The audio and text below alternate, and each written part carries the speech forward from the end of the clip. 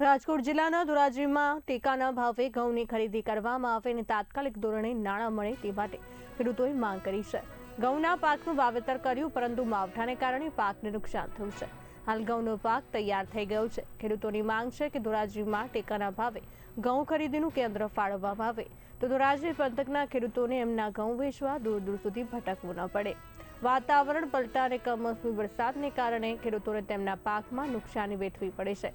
ત્યારે આફતના સમયે ફરી એક વખત ખેડૂતો સરકાર તરફ સહાયની આશા સેવી રહ્યા છે।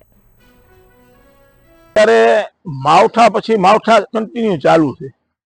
એક તો ચોમાસું પાક ફેલ ગયો, અત્યારે મહા મુશ્કેલીએ આડા અવડા પૈસા કરી અને ઘઉંના ધાણા જીરુના બધાના વાવેતર કર્યા।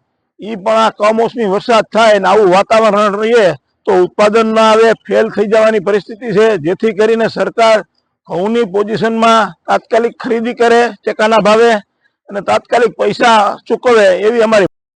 ધોરાજી અને આસપાસના વિસ્તારના ખેડૂતોએ તાજેતરમાં રવિ સિઝનની અંદર ઘઉંના પાકનું વાવેતર કરેલું છે। તેમાં ખૂબ જ સારા પ્રમાણમાં હાલમાં ઉત્પાદન આવી શકે તેવી શક્યતા છે।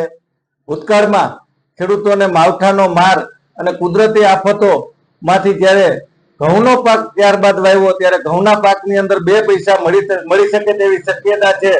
તેથી હાલમાં જો એ પાક તૈયાર થાય તો સરકારશ્રી દ્વારા ખેડૂતોના ઘઉંની ટેકાના ભાવે ખરીદી કરવામાં આવે, સાથોસાથ ધોરાજીની અંદર ખરીદી કેન્દ્ર ફાળવવામાં આવે અને ખેડૂતોને તાત્કાલિક આ ઘઉંના પૈસા મળી રહે તેવી વ્યવસ્થા ગોઠવવામાં આવે તેવી અમારી માંગણી છે।